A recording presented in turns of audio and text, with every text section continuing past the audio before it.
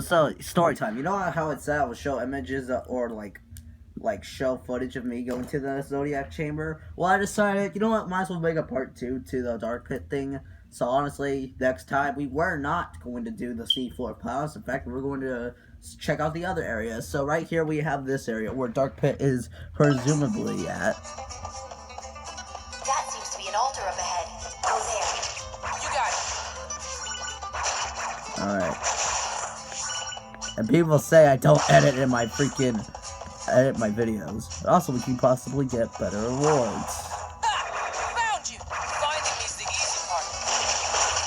So we have to fight Dark Pit. I'm using the samurai blade right now, so if you ever want to see that, that was easy.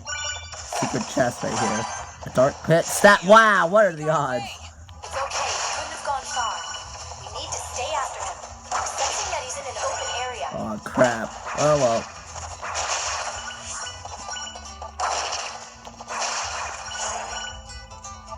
I hope he is in an open area.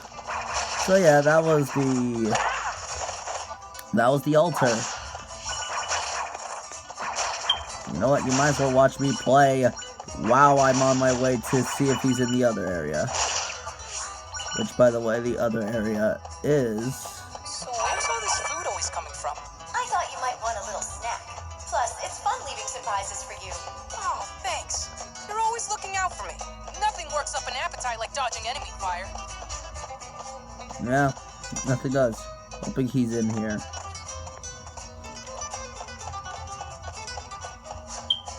No, he isn't. Okay. He isn't.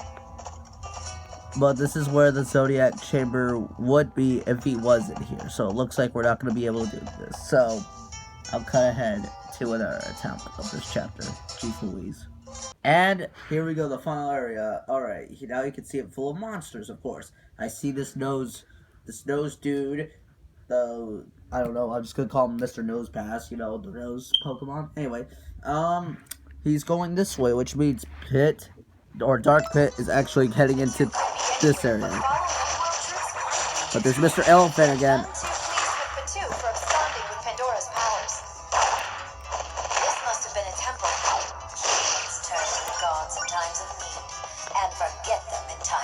Hey.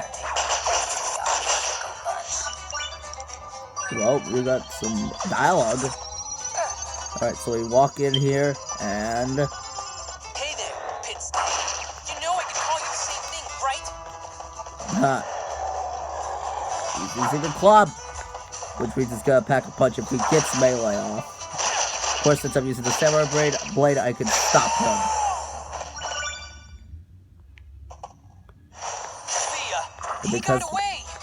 Because we fought, there's a chest here that gives me super armor. It's visible from the fountain. He's going to be on the altar on the hill. There's a Zodiac Chamber. And what do we get from it? We get the Jiminy Orbitars. So he's on a hill, I think. He's on that mountain again. Alright, well. Yeah. I guess I'll see you guys when the chapter's done.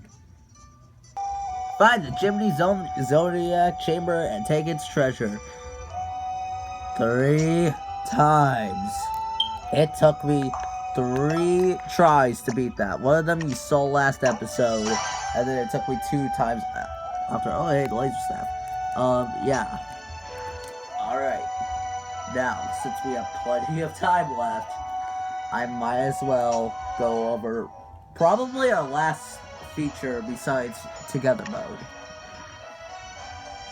And that is how to play. What you do. This is basically tutorial land. And it takes about 12 minutes to view everything. Yeah. 12 minutes. I think there's more you can do. We have light versus dark. We have control styles. Weapons, intensity, dodging, ranged melee attacks, land battles, air battles, flow battles. We've seen most of these. But you know what? Oops, actually click one. I guess we'll watch this one, control styles. There are a variety of control styles, so choose the one that suits you best. One control scheme, for example, doesn't use the touch screen at all. Wait a second. How does that work? If you tap the R button, you can swing the camera behind you. Slide the circle pad while holding down the R button to move the reticle. That sounds like it takes dexterity. You can also go into options and further customize your controls. From here, you can invert vertical controls and change what individual buttons do. You can even set controls for left-handed play. Oh, so move with the A, B, X, and Y buttons and hold the stylus in my left hand. Lefties who want to use the circle pad can also use their right thumbs on the touchscreen. Yeah, good job. Let's look up light versus dark, since we're gonna be covering that soon, like at the end of this Let's Play. Light versus dark is Skyworld's mightiest sport. Step forward, brave fighters. In light versus dark, 2 teams of 3 players square off against each other. Whenever players die, their team's life gauge decreases. Players can equip any weapon from their collection. But the higher your weapon's value, the more life your team loses when you're defeated. And when a team's life gauge is totally depleted, I show up. The last player defeated takes the role of the light or dark angel. And the first team to take down the opposing team's angel wins. Sometimes you'll even be rewarded with weapons and powers. Take the weapons you earn here into the battle against the Underworld army.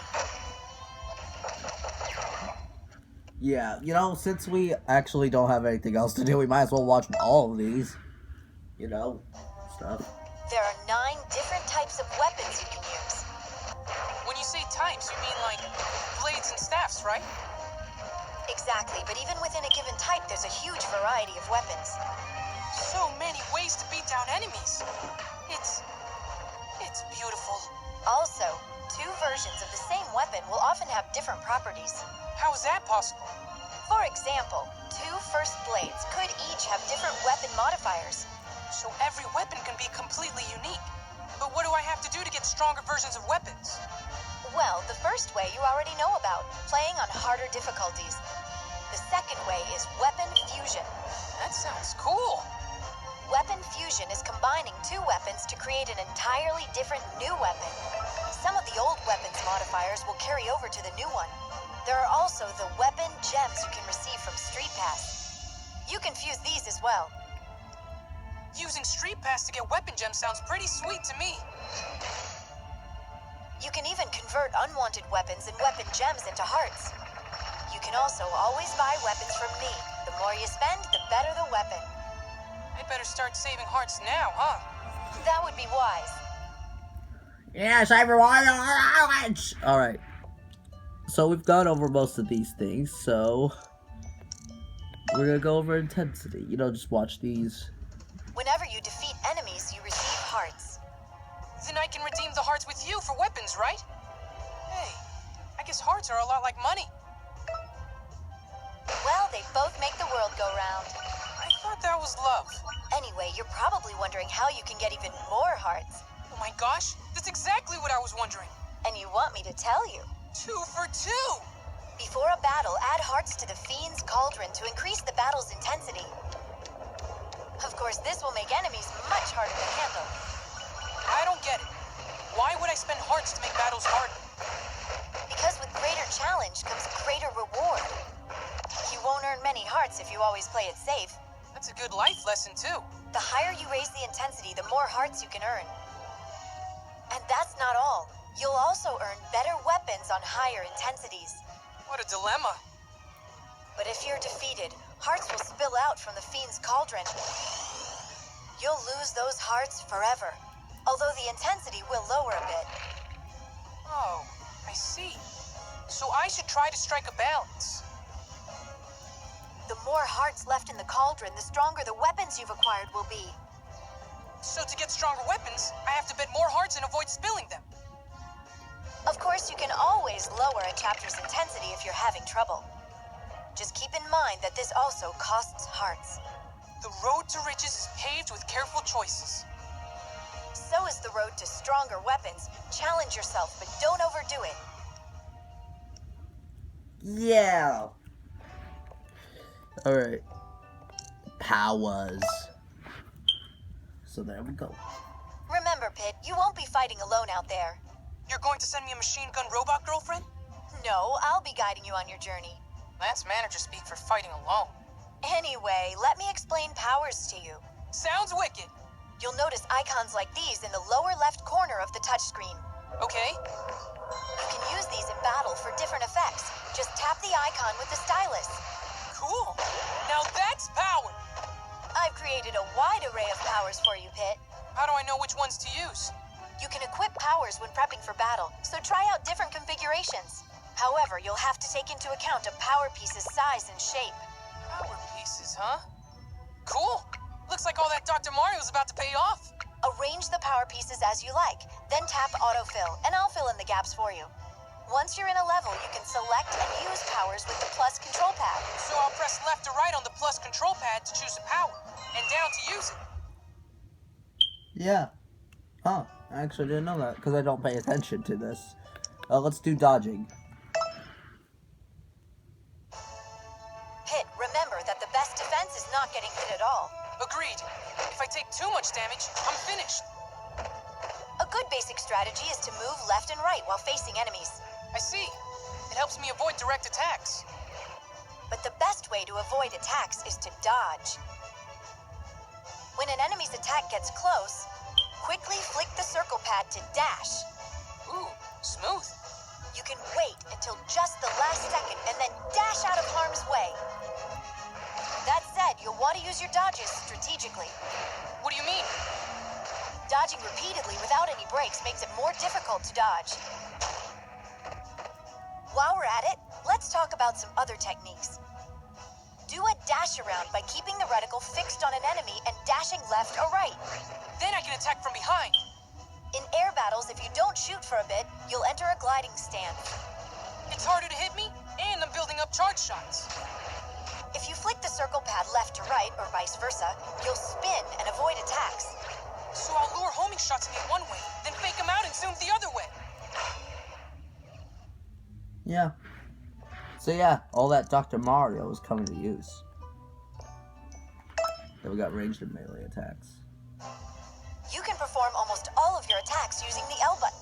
That's easy enough. Yes, but there are many different ways to attack. First, let's talk ranged attacks. I'm listening. You have two general types of ranged attacks, charged shots and continuous fire. Hold down the L button for continuous fire. Yes, I'll have to press it over and over. If you don't shoot for a while, your reticle will change shape. When that happens, you can press the L button for a charged shot. They're accurate and pack a punch. Now, combine charged shots and continuous fire with forward, side, and backward dashes. Whoa, that's a lot of possible ranged attacks. 8 different ranged attacks to be precise. No way. The punishing force of the forward dash charge shot, the evasive power of the side dash charge shot, the unique strike of the backward dash charge shot. I think I need a strategy guide. Just be patient, you'll get the hang of it. Also, when you get close to an enemy, press the L button for a melee attack. Close in on it and strike. When using melee attacks, try tapping the L button repeatedly. This will let you perform melee combos. Prepare for a beatdown, baddies! My, aren't we manly? Hey, thanks. Oh, and don't forget melee dash attacks. They're also quite powerful. Yeah, don't forget them, guys. Alright. A few more. Let's talk land battles, Pit. This area looks like a dead end. We don't have to worry about that.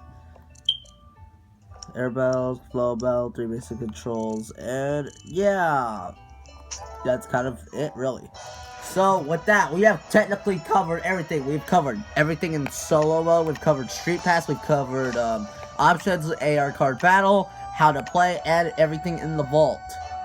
We have yet to do this. Don't worry, I'll have a day. So honestly, I think our daily extra is over technically. Maybe I'll talk about everything, some new stuff here and there, whenever that becomes available.